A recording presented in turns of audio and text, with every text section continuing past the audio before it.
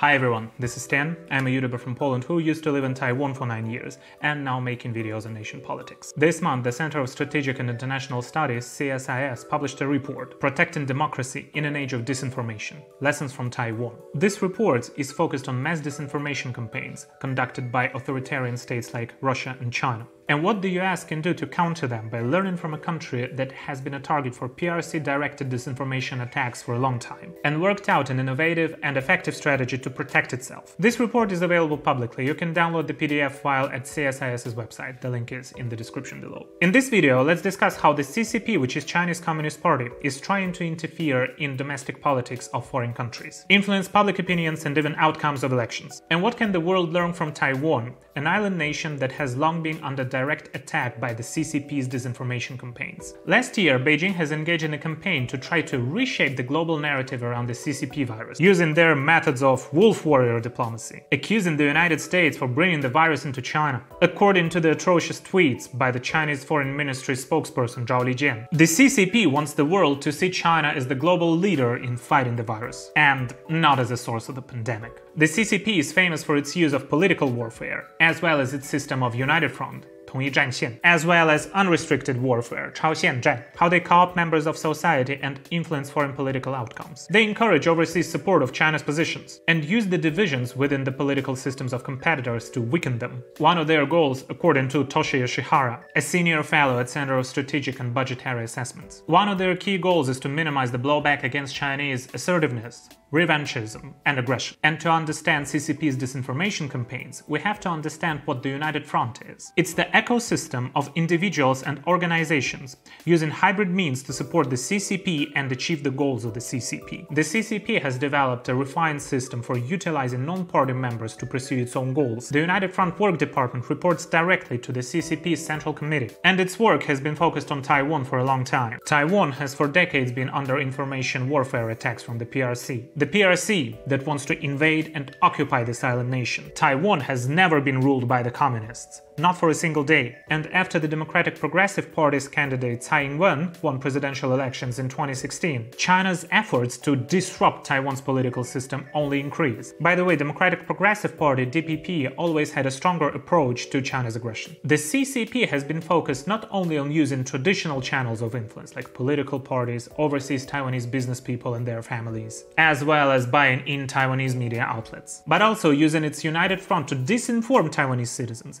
and promote One China principle, especially after the rise of internet media. Chinese media platforms like WeChat, Weibo, Zhihu, and TikTok are being widely used to serve CCP's goals. Taiwan is a democracy. It guarantees freedom of speech, publishing, and assembly. Taiwan is ranked as the second freest country in Asia, and the government there doesn't restrict internet access. So, how does China conduct its disinformation campaigns? Taiwan's Political Warfare Bureau of the Ministry of Defense and the National Security Bureau delivered a report to the Legislative Yuan, Countermeasures against Chinese Disinformation Psychological Warfare. The report stated that the CCP started copying Russia's operational model that it used during Crimea's annexation, and has been using the freedom of Taiwan society to disseminate disputed information and conduct cognitive warfare actions. Here are their methods, tactics, and objectives, as well as 5 potential countermeasures from Taiwan. 4 methods of disinformation: create, spread, absorb, edit, disseminate, influence,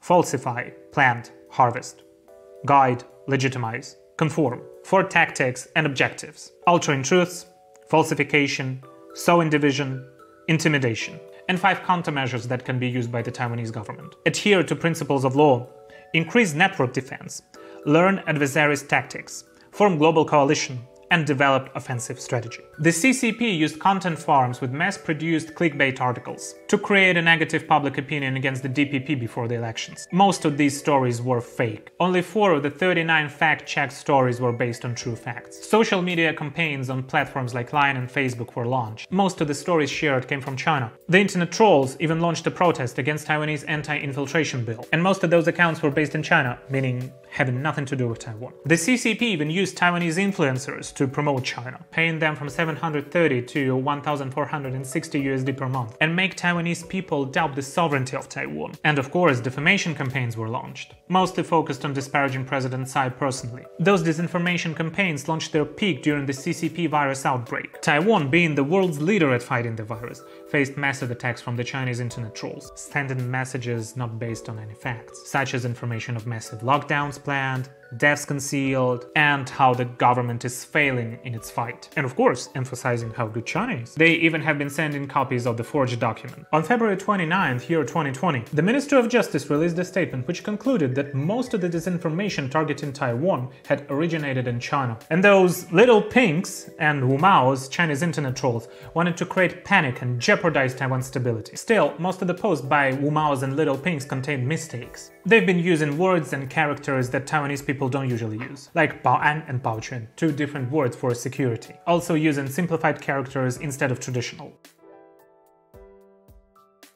Firstly, Taiwan started fighting with disinformation with modern means. Taiwan's digital minister Audrey Tang said that Taiwan had created meme engineering teams in each governmental department to quickly respond to the disinformation methods within 120 minutes, in messages that are designed in such way that you can help but want to share it. Minister Tang called it humor over rumor approach. Also, the 222 system was created. Within 2 hours, each team should create a clarifying meme with 200 characters in the text field and containing 2 images. The Political Warfare Bureau, the Ministry of National Defense, responded to disinformation on the principle of fighting every false message and providing clarifications on each of the fake news. Taiwan's Central Epidemic Command Center held daily briefings to keep the public informed on the pandemic and respond to disinformation. Secondly, Taiwan strengthened its laws fighting false information spread. Many of the laws were amended, adding heavier penalties. And there are following laws among those affected: Civil Servants Election and Recall Act, Presidential and Vice Presidential Election and Recall Act, Social Order Maintenance Act, Anti-Infiltration Law, Special Act for Prevention, Relief and Revitalization Measures for Severe Pneumonia with Novel Pathogens. Still, legal measures had their limitations, as it's hard to solve the problems with foreign interferers in domestic courts, and adjustments to the laws require time to implement. It is necessary to do so, but more immediate countermeasures have to be taken at the same time. And finally, civil society played a very important role in fighting disinformation. The Taiwan Fact Check Center, a non-profit organization, was founded in 2018. They've been doing fact-checking and providing references to major events. The TFC refused donations from the government, political parties, and politicians to avoid political bias. The group GovZero has also been responding to disinformation efforts. During the pandemic, Taiwanese hackers have been working with live maps, distributed ledger technology, to locate and quantify the mass situation in area pharmacies, and update the data in real time. So, what can the world learn from Taiwan? How can we unite to fight disinformation coming from totalitarian countries? How can Taiwan help? Firstly, we should adopt the fact-checking mechanisms as Taiwan did, including fact-checking chatbots on open platforms. Develop rapid response teams within government agencies to fight disinformation. Coordinate between government, private enterprises, and civil society organizations. Promote media literacy. Appoint young civil servants familiar with technology to design and implement the new tools to respond to disinformation. The success of Taiwan is also based on the high level of trust in governmental agencies. Unfortunately, nowadays the situation in the US or in Europe is a little bit different. Therefore, to succeed against Chinese or Russian disinformation attempts, we also need to appoint more people that are familiar with technologies, that are familiar with those disinformation methods. International cooperation between the countries of similar values is also crucial. I highly recommend you guys to read the whole report, it's very insightful. Taiwan can help. Taiwan is helping. We just have to watch, listen, and learn. This is Stan, and I see you in the next one.